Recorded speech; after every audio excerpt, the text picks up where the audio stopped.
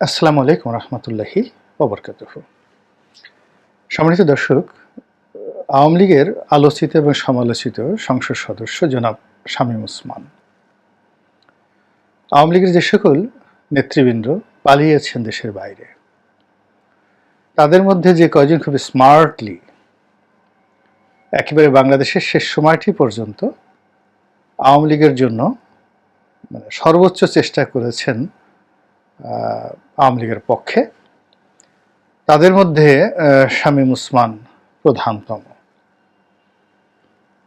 আমি এটিকে খুব নৃশংস বলি, কিন্তু আওয়ামী লীগের লোকজন মনে করে যে না, শামীম ওসমান তাদের ত্রাণকর্তা। আমরা তাকে ত্বকী হত্যার আসামি হিসেবে মনে করি। আর আওয়ামী লীগের সভানেত্রী শেখ হাসিনা বা সাধারণ সম্পাদক ওবায়দুল কাদের, তারা মনে করেন যে শামীম ওসমান বা তাদের মতো যারা আছেন তারাই হলেন আওয়ামী লীগের স্বর্ণ সন্তান। নেতা বা কর্মী যদি হতে হয় কাউকে, ঠিক শামীম ওসমানের মডেলই হতে হবে।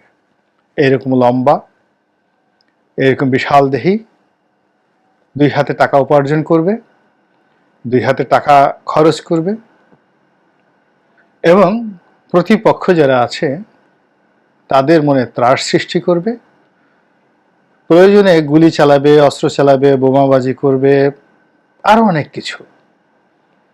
আর যখন দরকার হবে সবার আগে একটা লম্ফ দিয়ে নিরাপদ দূরত্বে চলে যাবে। তো এরকম প্রতুত পূর্ণমতিত্ব সম্পন্ন সাহসের বাতিঘর জনাব শামীম ওসমানের মতো নেতা, এটা আমাদের দেশের প্রচলিত যে রাজনীতি, সেই রাজনীতির বলতে গেলে কিংবদন্তি রূপে পরিণত হয়ে গিয়েছে।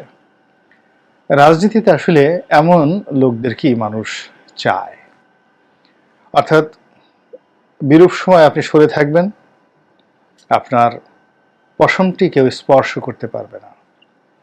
দল যখন ক্ষমতায় থাকবে, আপনি বাড়ি করবেন, গাড়ি করবেন, টাকা করবেন, জমি করবেন, দেশে বিদেশে ফ্ল্যাট করবেন, এবং নিজে দলের এই বিপদের সময় দুবাইতে গিয়ে, সিঙ্গাপুরে গিয়ে, মালয়েশিয়াতে গিয়ে, আমেরিকাতে গিয়ে আচ্ছা মতো আপনি কেএফসি, পিৎজা হাট, বার্গার থেকে শুরু করে 5 তারা হোটেলের যত রকম খাবার রয়েছে, সেটা শ্যাম্পেন বলেন কিংবা ক্যাভিয়ার বলেন, সবগুলো আপনি খাবেন। আবার যখন সুসময় আসবে, সবার আগে প্লেনে করে এসে আপনার যে হারানো সাম্রাজ্য, সেটি মুহূর্তের মধ্যে আপনি দখল করে নেবেন। এই যে ধারা, এই ধারাটি আমরা অনেক দিন থেকেই দেখতে পাচ্ছি, এরশাদ জমানা থেকে। আপনি দেখেন তো, এরশাদ জমানাতে যারা দুই হাতে অবৈধ টাকা উপার্জন করেছিল, তারা কিংবা তাদের ছেলের সন্তানরা একজনও খারাপ আছে কিনা? এরশাদের সেই লোকগুলোই বিভিন্ন সময় জাতীয় পার্টিতে, আওয়ামী লীগে এবং বিএনপিতে পুনর্বাসিত হয়েছে, এবং তারাই এই দলগুলোর চালিকার শক্তি হিসেবে বিভিন্ন বুদ্ধি দিয়ে, পরামর্শ দিয়ে, তারপরে পেশাগত যে দক্ষতা রয়েছে সেটি দিয়ে, লজিস্টিক সাপোর্ট যেটিকে বলা হয় সেটি দিয়ে এই দুটো দলকে ক্ষমতায় রাখার জন্য, দুর্নীতি করার জন্য সর্বোচ্চ তারা চেষ্টা করেছে, তদবির করেছে।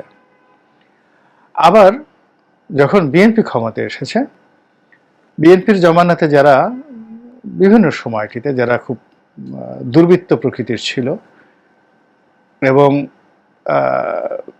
প্রচণ্ড রকম দুর্নাম এবং বদনাম কামাই করেছে, তো বিএনপির সেই সুসময়ের যে কোকিলগুলো, তারা দুঃসময় আসার অনেক আগেই এমনভাবে গা ঢাকা দিয়েছে যে সবাইকে ধরা গেছে, কিন্তু ওই সমস্ত লোকের একটা টিকি স্পর্শ কেউ করতে পারেনি। আবার পরবর্তীতে যখন সময় এসেছে, তারা কোত্থেকে যে টুস করে বা টুপ করে ঢুকে পড়েছে, এটি বিএনপির যারা ত্যাগী নেতাকর্মী তারা কিন্তু টের পাননি। একইভাবে আওয়ামী লীগের ক্ষেত্র প্রযোজ্য। আওয়ামী লীগের অনেক লোককে 1/11-এর সময় কাঁদতে দেখেছি। তারপর 1/11-এর সময়টিতে বিশেষ করে তাদেরকে কাঁদতে দেখেছি। আবার 2001 সনেও অনেককে রাজনীতির প্রতি দেখেছি যে তারা বিরাগ হয়ে আত্মহত্যা পর্যন্ত করতে চেয়েছেন। কিন্তু এই লোকগুলো 2009 সনের ঠিক 2-3 মাসের মধ্যে কিভাবে যে এক একটা দানবে পরিণত হয়ে গেল চোখের সামনে, এটা বুঝে ওঠার আগেই আমার এমপিগিরি চলে গেল। আবার এখন আমি যতটা বুঝতে পারছি, কিন্তু এখন আবার তারা পালিয়ে গেল।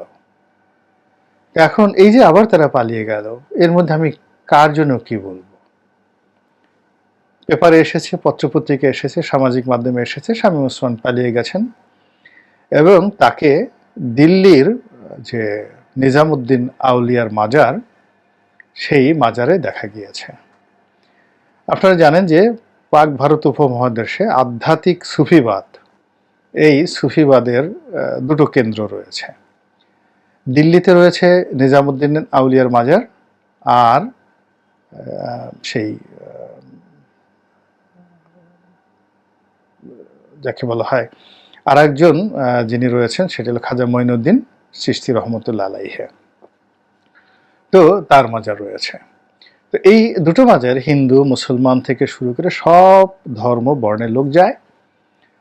মুসলমানরা মসজিদে নামাজ পড়ছে, হিন্দুরা ঢোল বাজাচ্ছে, সুফিরা গান গাচ্ছে, কেউ আবার একটু গাঁজাও টান দিচ্ছে।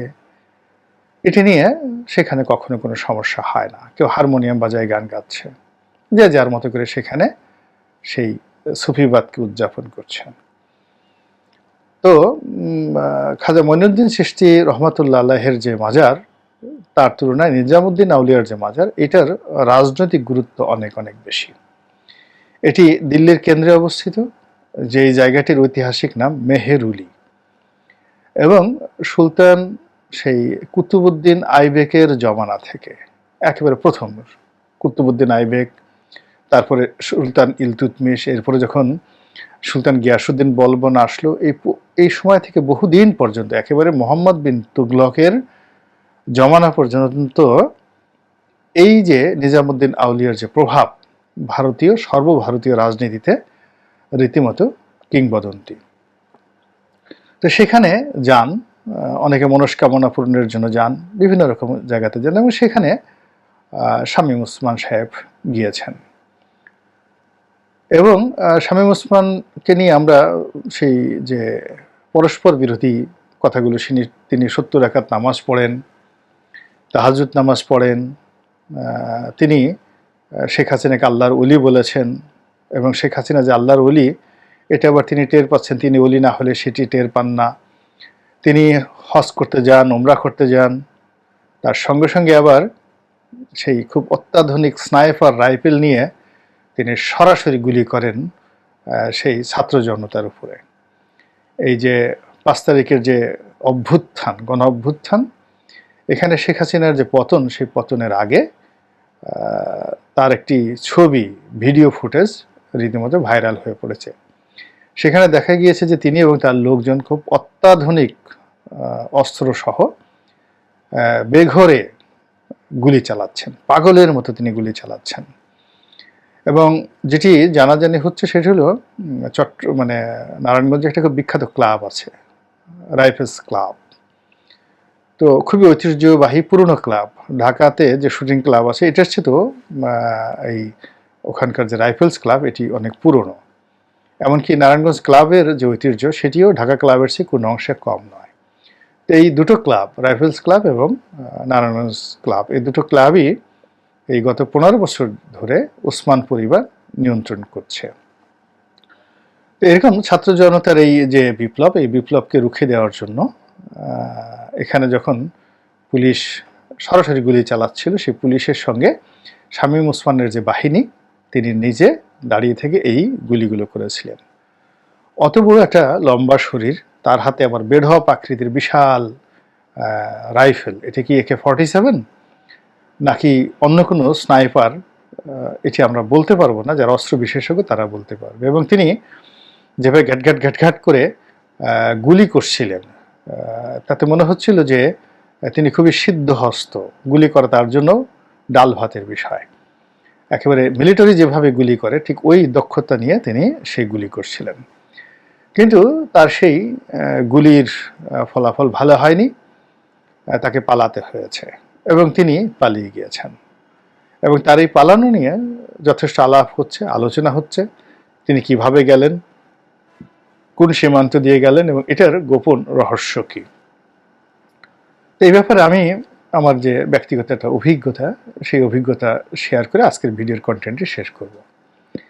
সেই অভিজ্ঞতাটা হলো যে উনার সঙ্গে আমার প্রথম দেখা হয় সংসদ ভবনে, সম্ভবত 2011 সনে বা 12 সনে। নারায়ণগঞ্জের যে সংসদ সদস্য ছিল নজরুল ইসলাম বাবু, তার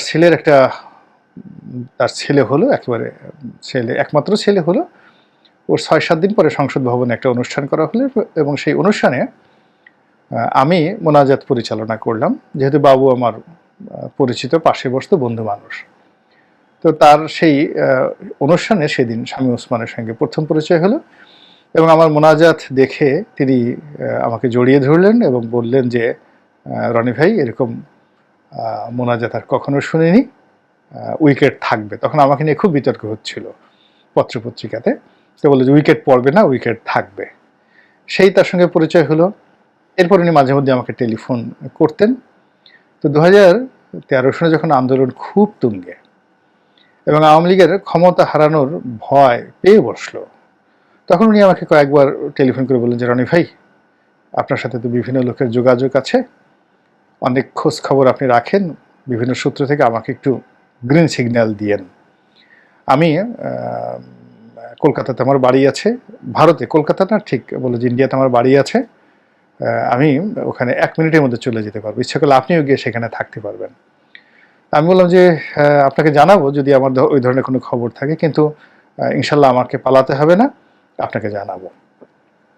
যাই হোক, 2014 পরে তো তিনি এমপি হয়ে গেলেন।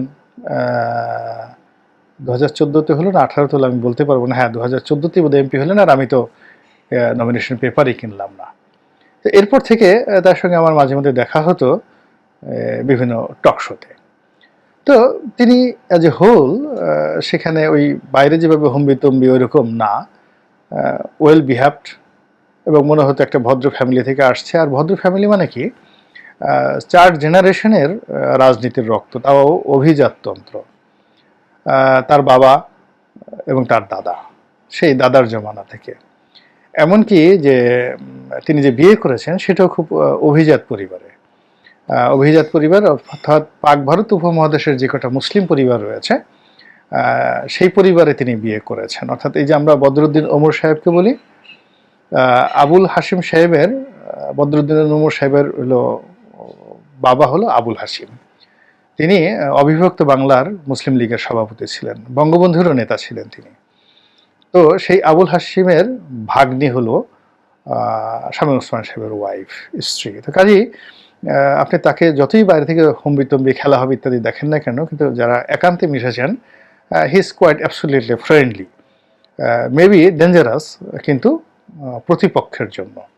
তো সেই মানুষটি যে পালিয়ে গেছেন এই সময়টাতে, এর কারণটা হলো পালানোর রাস্তাটা তার কাছে সবসময়ই খোলা ছিল এবং তিনি সবসময় পরিকল্পনা করে চলেছেন, হিসাব করে চলেছেন। তিনি তার দলীয় কর্তৃত্ব বজায় রাখার জন্য, এমপিগিরি করার জন্য যা যা দরকার নেতিবাচক সবই করেছেন। তার সঙ্গে সঙ্গে তিনি এটাও জানতেন যে তাকে পালাতে হবে। ফলে অন্য সবাই পালাতে গিয়ে ধরা পড়লেও শামীম ওসমান বা তার মতো যারা লোকজন অনেক আগের থেকেই তারা হিসাব করে রেখেছিলেন, তারা কিন্তু নির্বিবাদে এবং নিশ্চিন্তে পালিয়ে গেছেন। এবং আল্লাহ না করুক কোনোদিন যদি আবার তাদের ফিরে আসার কোনো পর্ব শুরু হয়, দেখবেন যে সবার আগে কিভাবে ফিরে এসে আবার একটা হুঙ্কার ছাড়বে, খেলা হবে। আল্লাহ আমাদের সবাইকে হেদায়েত দান করুন এবং হেফাজত করুন। আসসালামু আলাইকুম ওয়া রাহমাতুল্লাহি ওয়া বারাকাতুহু।